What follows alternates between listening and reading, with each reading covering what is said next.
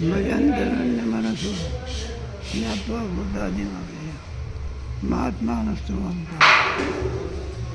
तेव्हा महात्म्याची आराधना असल्यामुळे श्लोकही महात्म्याचं म्हणतात.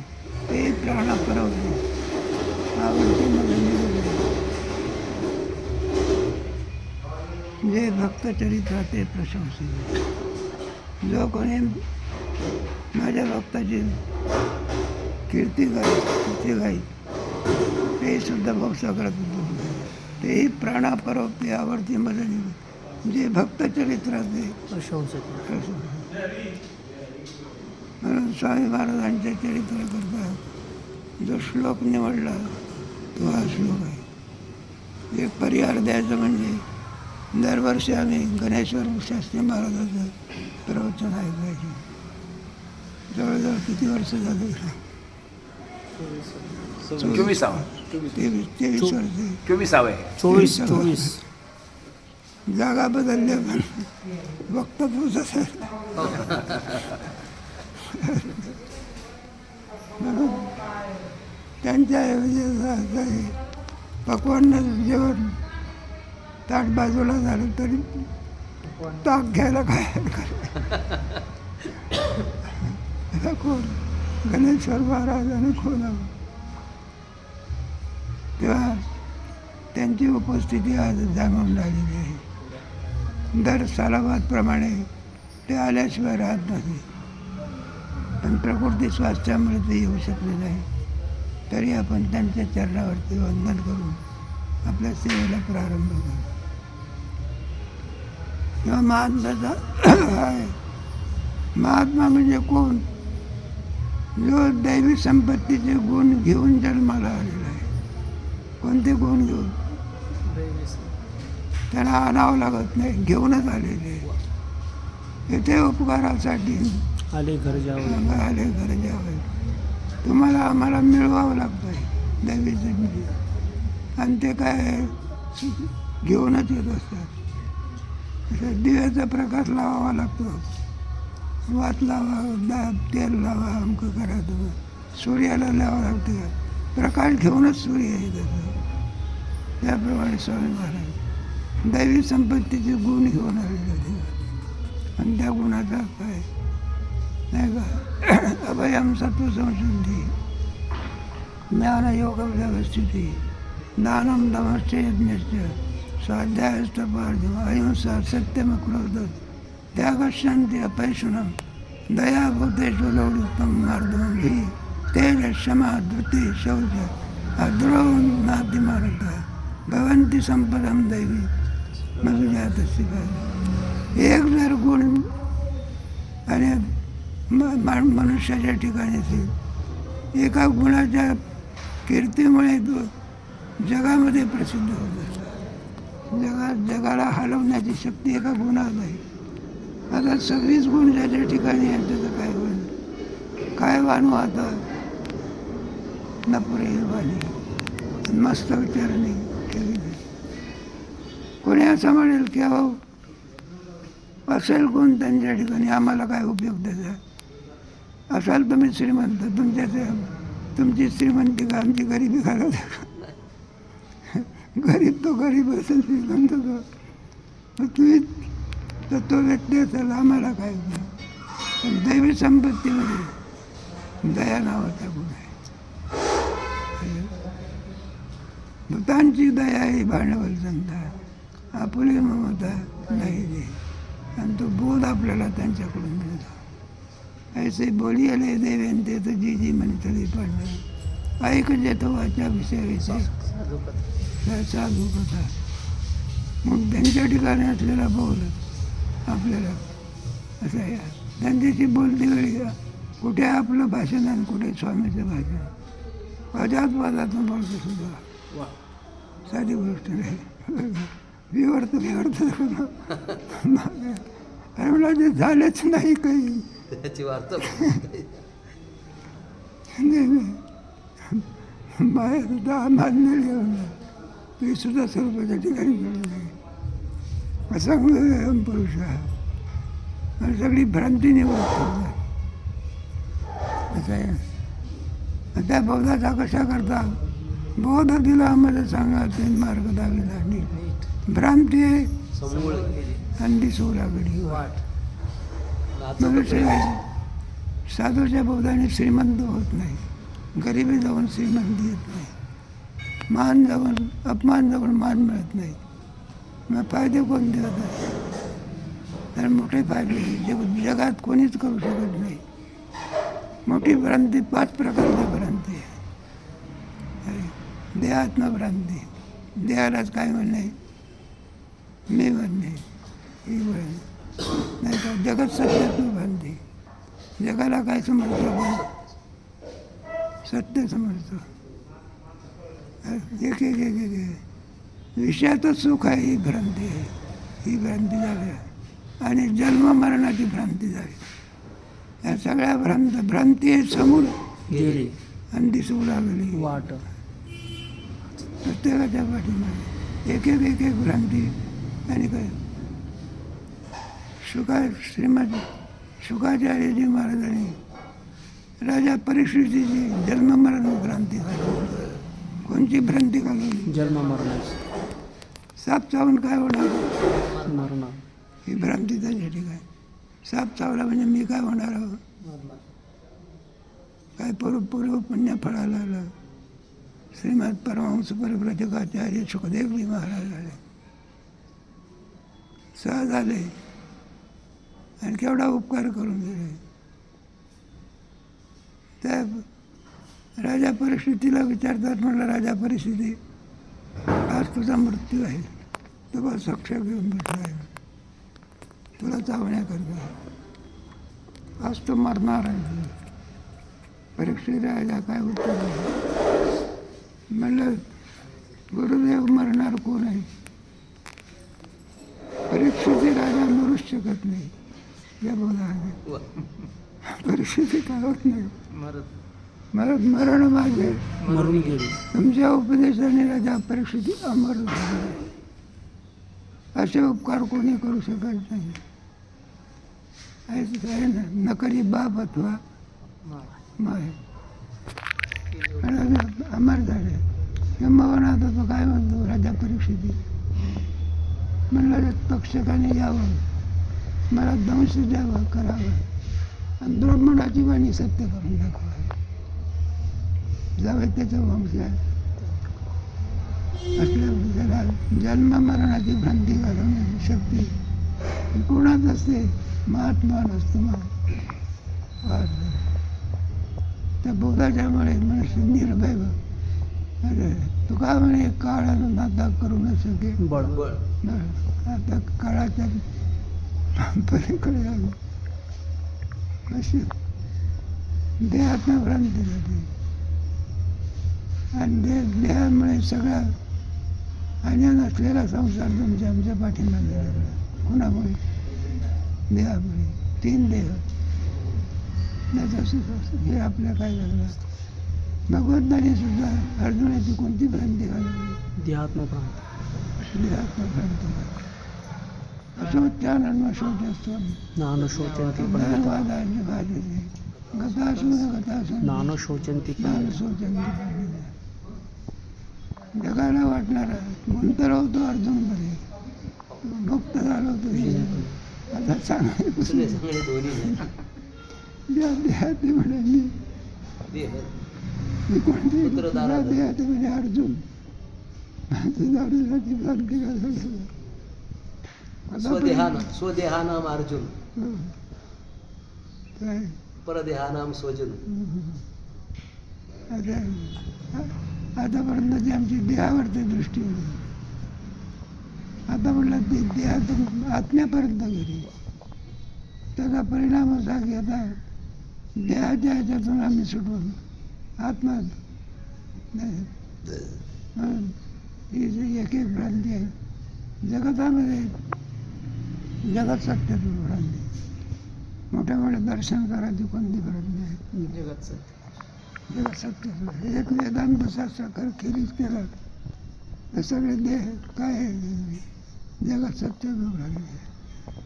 फक्त वेदांतामध्ये जगत काय आहे?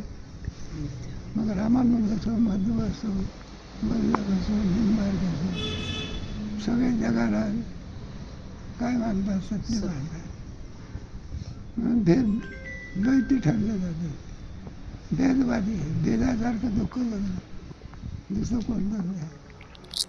सर्वांनी सांगितलं आहे सगळ्या दुःखाला कारणीभूत कोण आहे? द्वैत आहे. जोपर्यंत द्वैत आहे तोपर्यंत दुःख जाऊ शकत नाही. द्वैत ना वेदांत शास्त्र एकमेव द्वितीय ब्रह्म. ब्रह्मा वेदांताचा सिद्धांत आहे. मला जगात दिसते याची वाट काय?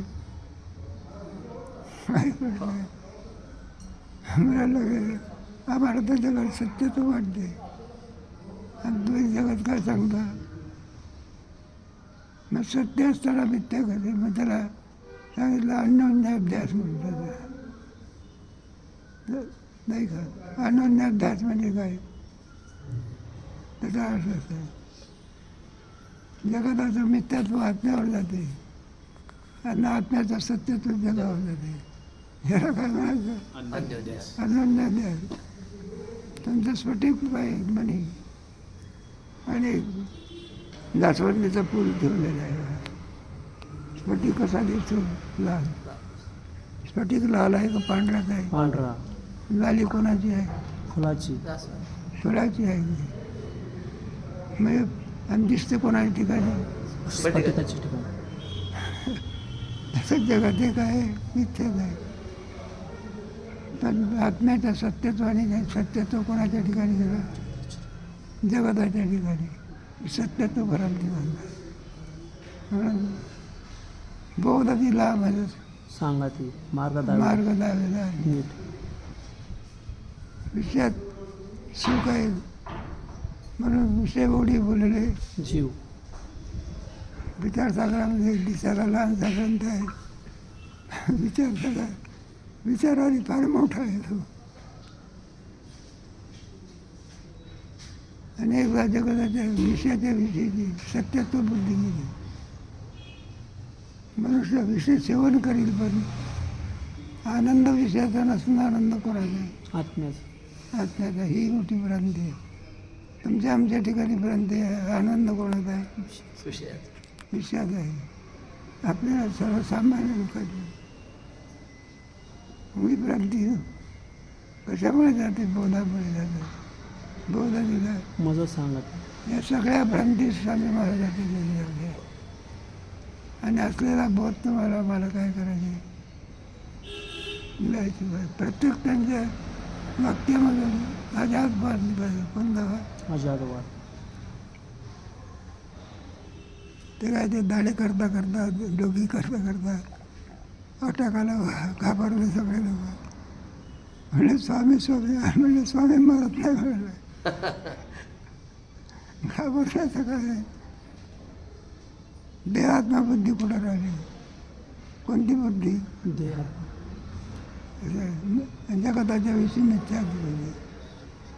प्रत्येक वेळा आम्ही पाहिलं विषयावरचा जेव्हा प्रेम नसायचं जेव्हा कोणत्याच विषयावर ज्या अर्थी विषयावरती प्रेम नाही त्या अर्थी बोधाचं असल्याशिवाय वेळा बोधाशिवाय.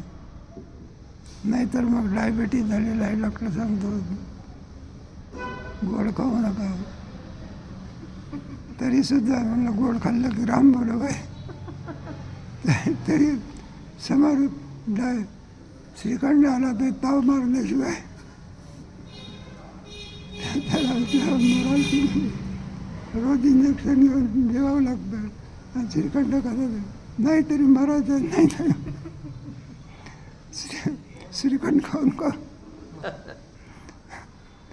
विषयाच्या ठिकाणी आता सुखाची काय आहे?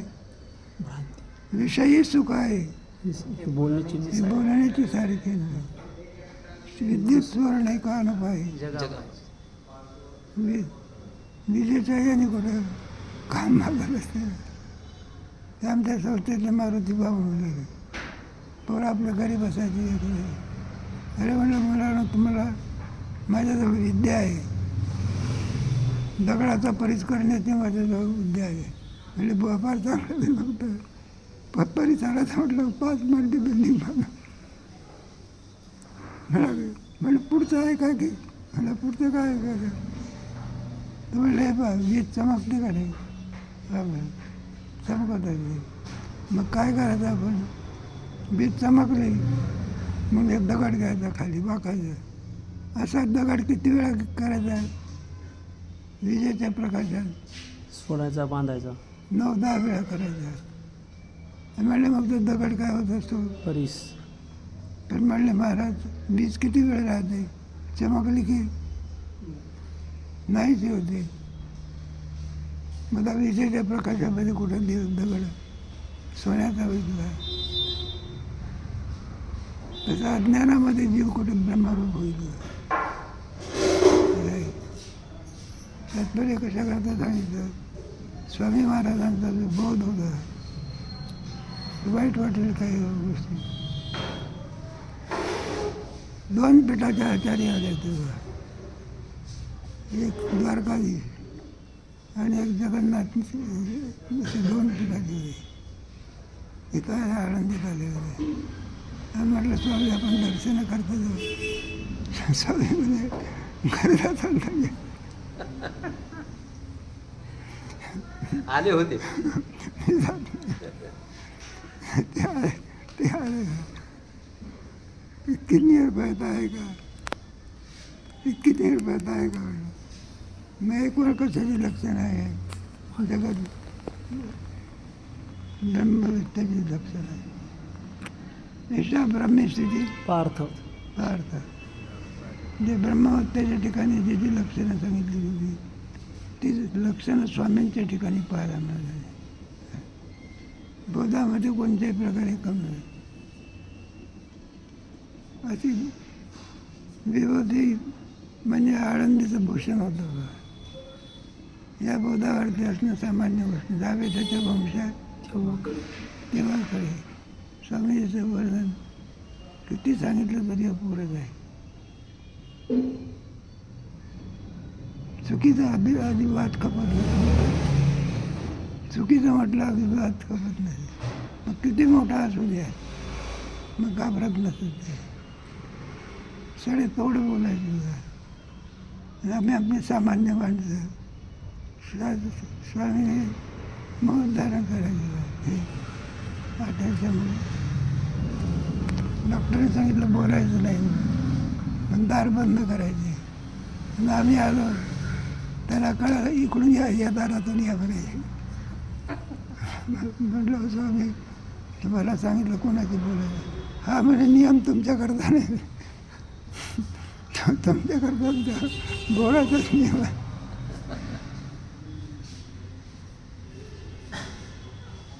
त्यांचा आत्मभाव सुरू फिरायला जायचे. तुम्हाला कल्पना आहे तुम्ही त्या असायच्या चिरंजीव असाय भांड असायचे. ते कुत्रे वाट पाहायचे का रस्त्यावर बरोबर थांबायचे पाहिजे आणि ते चिरंजीचे धाडे टाकले.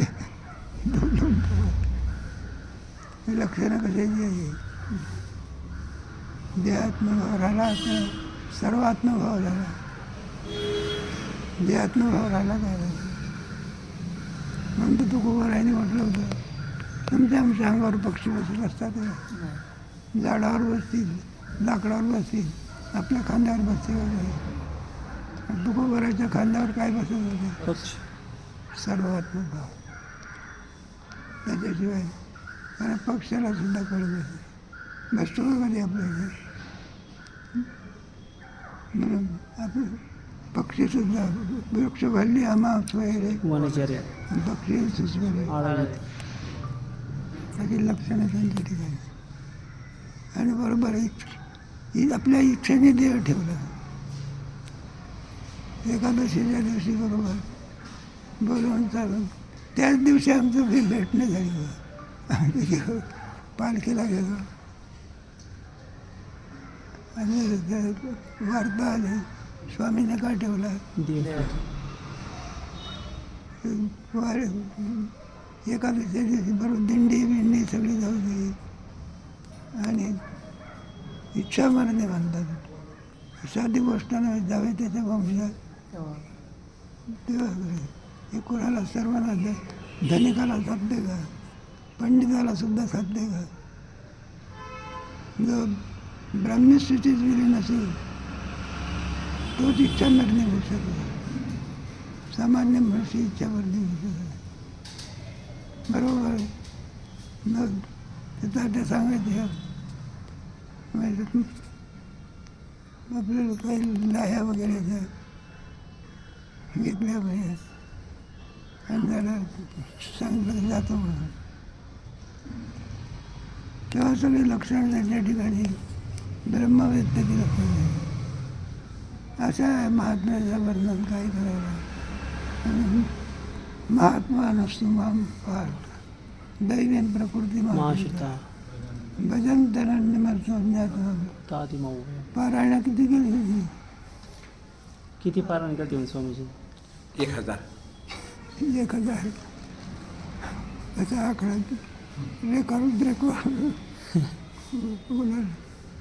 एका दिवसात एक पारायण करत ज्ञानेश्वरीचा वेळ होता यांच्याकडून नामदेवकडून ज्ञानेश्वरी काय केली पाठ करून करून घेतली यांचं शिक्षण किती तिसरी स्वामी तरी पंडित केला की जायत आधी ठेवा जायवर धडके तो परमेश्वर आणि तो जीव कधी पांडुरंग राहिलं काय सेवा पडायला तेव्हाही आराधना त्यांची जशीच्या तशी ठेवण्याचं कार्य पांडुरंग किती वर्षाचे आराधना किती वर्ष आहे 24 24 वर्ष सतत दारा चालू ठेवले काय सांगू आता संतांचे उपकार आत्माचा निरंतर उपकाराचं स्मरण पांडुरंगाच्या ठिकाणी जसं स्वामीचा आणखी वरद असतात त्यामुळे आनंदात आहे अवसर एवढाच नाही तर त्यांच्या वडील आईनं सुद्धा चांगली सेवा केली तुमच्या आईनं सुद्धा चांगली सेवा केली स्वामी कुणाला राहू देत नाही यांच्या आईला मोकळी होती नाही तर कुणाला काय आता किती गुणानुभाव सांगावे काय वानू आता न पुढे हे वाणी मस्तकचराने ठेवतात अशा महात्म्यांचा नाही का स्मरण जरी झालं दयाची केली या स्मरण होय सकाळ त्याची बंधू म्हणून अशा महात्म्याचं आजच्या या पवित्र दिवशी एकादशीच्या दिवशी आणि परमात्मा स्वरूपाच्या ठिकाणी पार्थिव देहाने लीन झाले फक्त कोणत्या देहाने जीव कुठं मरत असतो का जीव दशात जात असते पार्थिव देहात आहे तो कोणी का असेल तो आपल्या धर्मावर गेल्याशिवाय जीवनमुक्ताचा जरी असला तरी म्हातारपण येणार नाही का जीवनमुक्त झालं बोधाने आणखी तो कोणत्या ह्याच्यावर गेला आहे पण शरीराचे धर्म शरीर कधीही सोडू शकत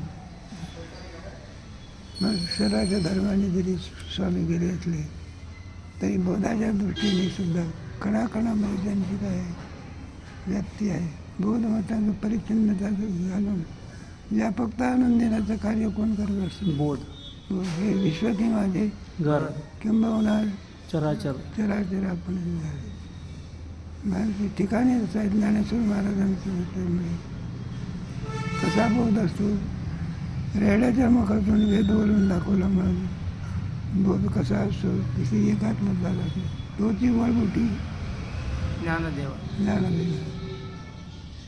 गोळ कोणावर मारतो चाबूक कोणाला मारतो रेड्यावरती गोळ कुठं होतं मग तादात्म्य सगळ्या जीवाशी काय झालेलं आहे हे विश्वची माझे घर आयशीमतीची असते दुसऱ्याच्या आनंदाने आनंदी होणारा वर्ग जो असतो तो महात्मा वर्ग. आपल्याच आनंदाने आनंद होणारा वर्ग म्हणजे आपण आहोत आणि दुसऱ्याच्याही आनंदाने आनंदी होणारा वर्ग महात्म्याचा. तुका म्हणे सुख पाराव्या सुखी आता किती जरी आपण स्वामीचं वर्णन केलं तरी ते कमीच पडणार आहे. तेव्हा आमच्या पांडुरंगाच्या याने स्वामीचं याचं आम्ही समजतो. अशीच आराधना त्यांच्याकडून दिवसेंदिवस व्हावी आणि आपल्याला स्वामीचं वर्णन करण्याकरता संधी मिळावी ही नरसिंह सरस्वती महाराजांच्या चरणी प्रार्थना. झालेल्या आपल्या वेगळ्या बाकड्या बघ झाला काय दिवस विराम द्या. आमच्या काकाने सुद्धा चांगली जेवण. हां आपण थोडं बोलायचं. मग तर बोलतो बरं आपण बोला. तुम्ही बोल. हा मग बोल. काकाला बोलू द्या ना.